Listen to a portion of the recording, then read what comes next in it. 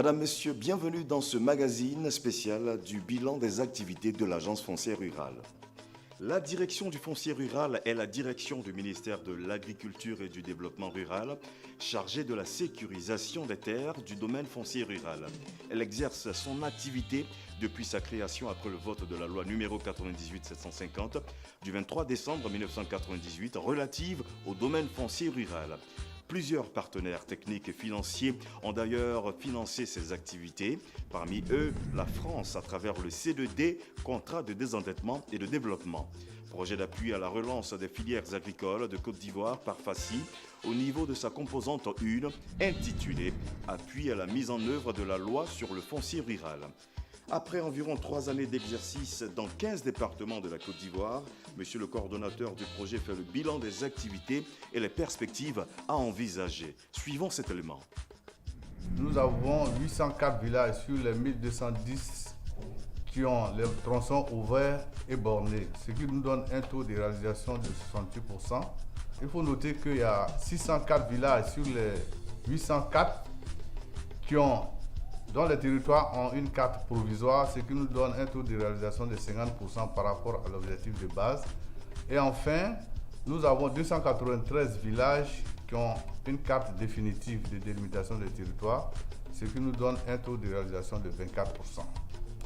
Il faut noter que le projet par FACI a permis de comprendre que la loi relative au domaine foncier rural peut s'appliquer dans toutes les régions de la Côte d'Ivoire. On a noté un engouement des populations, surtout pour la délimitation des parcelles pour la délivrance des certificats fonciers. C'est pourquoi nous avons pu délimiter plus de 70 000 hectares. Avec les difficultés rencontrées, l'accent sera mis sur les campagnes de sensibilisation auprès des opérateurs et auprès des populations avec l'appui du corps préfectoral des régions concernées et des services déconcentrés du ministère. Une visite dans le handball chez le gouverneur a permis de faire le bilan à quelques mois de la fin du contrat des activités de délimitation des territoires de village dans le dit département. Monsieur Jean-Baptiste Zamélé, gouverneur de région, s'est dit satisfait du déroulement de ces activités et a proposé des perspectives pour l'atteinte des objectifs qui leur sont assignés. Au plan législatif, le département de Katiola est composé de 3 sous-préfectures. La préfecture de Katiola, la préfecture de Timbé et la préfecture de Frolan. Ces 3 circonscriptions administratives ont un total de 27 villages. Nous avons bouclé 20 villages, soit un taux de réalisation de 70%. Cela nécessite un déplacement permanent des sous-préfets et donc il est souhaitable qu'un appui soit apporté au corps préfectoral pour la poursuite du projet. Je voudrais pour cela dire merci. Les populations ont compris que c'est dans leur intérêt que cette opération est initiée.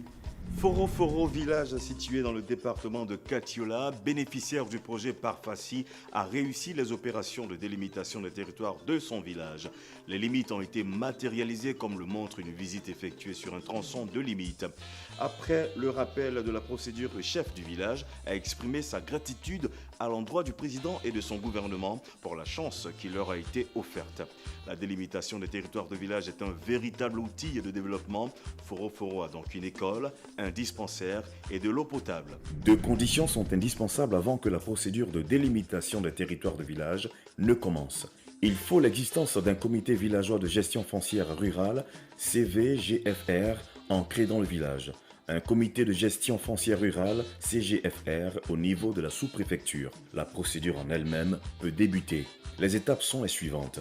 Le recueil de l'historique de constitution du territoire du village, l'ouverture consensuelle des limites du territoire de village, le constat des limites et le bornage du territoire de village, la publicité des résultats à partir de la carte provisoire du village établie par le géomètre expert, l'approbation et la validation des résultats de l'enquête, l'établissement de la carte définitive du village, la publication au journal officiel de l'arrêté fixant les limites du village. Nous sommes ici dans le village de Foro, sur la borne qui limite les 2 villages, Foro et Touro. Je remercie le chef du village pour le travail accompli. vraiment jala il faut dateme depuis ka fanya na fanya dambo entra turu mo fe am bena crema anga dambo crema do an nyonche ani jigba mo fa nga dambo crema do an nyonche am bena crema ka born bedo ka sra be bo nyon fe am gouvernement fo me turu kan fo ko sebe ben crema ma me jigba kan fo ko sebe ben crema ma am da shikere mbo anga sra bo mge o ka ji songo diama an na kana born do ka ji songo diama bara bana mge o ka ji songo diama am fo ke ko sebe na la sona doni turu kan bino ta carte soro. En dehors de ces deux activités, il existe des terres sur lesquelles des titres d'occupation ont été délivrés par les autorités administratives avant le vote de la loi de 1998. Madame Konan Viviane a expliqué la procédure de consolidation de ces droits sur sa parcelle. Droit acquis à partir d'un arrêté de concession provisoire signé par le ministre en charge de l'agriculture en la date du 5 avril 1979. Je suis Madame Konan Viviane. J'ai hérité d'un titre foncier de mon père situé sur une parcelle de 20 hectares ici à Kwasibleko.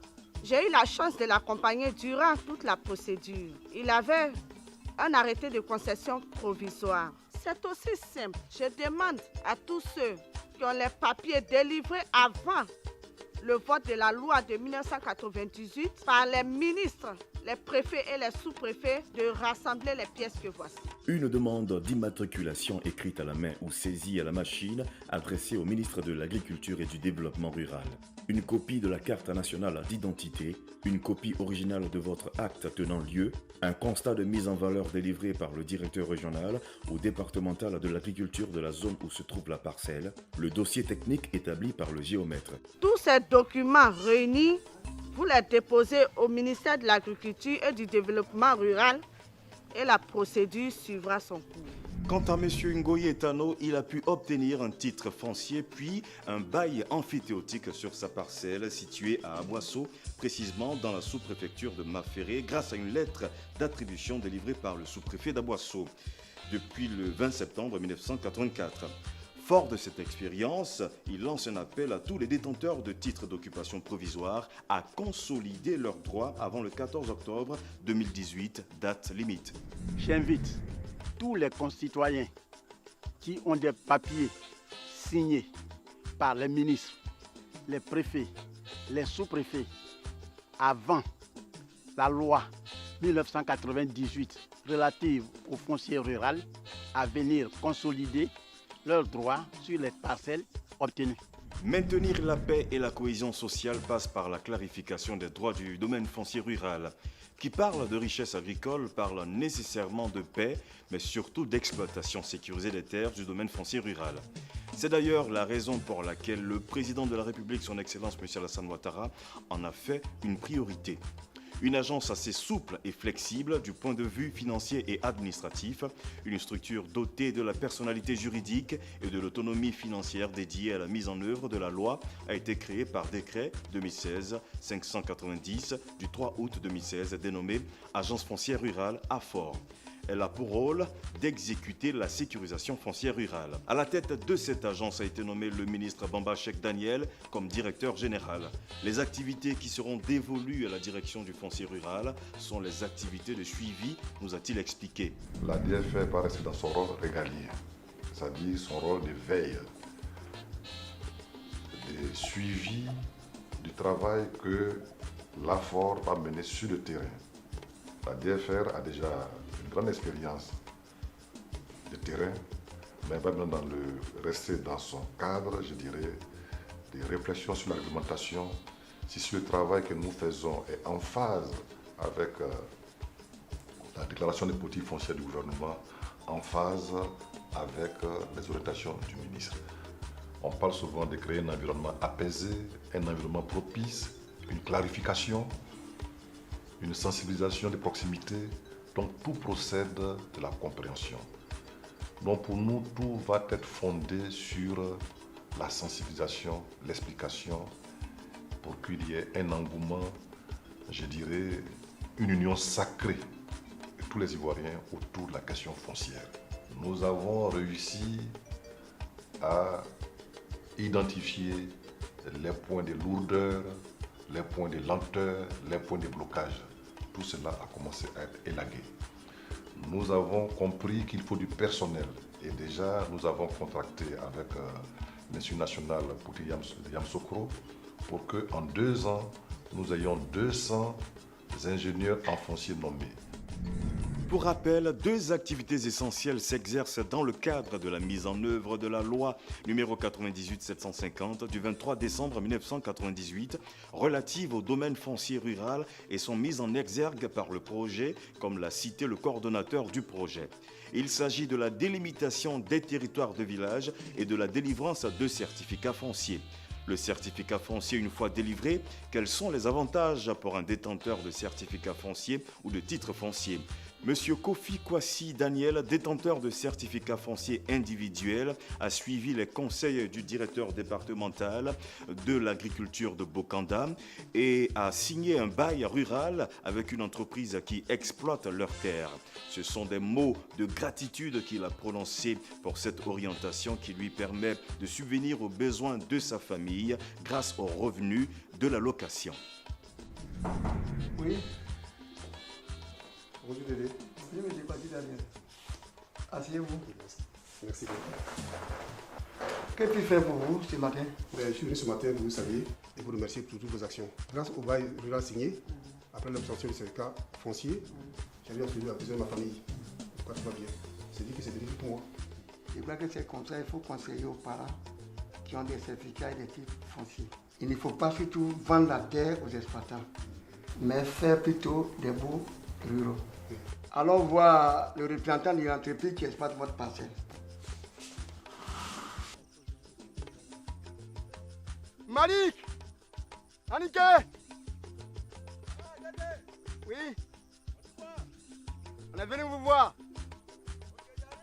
Ok. Bonjour. Monsieur Malik, comment ça va? Oui, ça va. Votre chien a un bon comportement, je crois, hein? Oui, là, avec la dernière pluie, on ne fait qu'être content. Donc là, nous sommes sur la parcelle de chef Daniel. Et depuis la signature du bail rural, oui, nous travaillons avec quiétude. Et en fait, c'est sécurisé, quoi, en fait. J'invite tous les détenteurs de certificats fonciers et des titres fonciers désireux de passer des baux ruraux, de passer à nos services. Les conflits fonciers ont longtemps perturbé la paix. Les activités de l'AFOR consistent pourtant à préserver la cohésion sociale pour un nouveau paysage agricole ivoirien. C'est la fin de ce magazine. Merci de nous avoir suivis. Au revoir. La terre rurale aussi a son papier, le certificat foncier.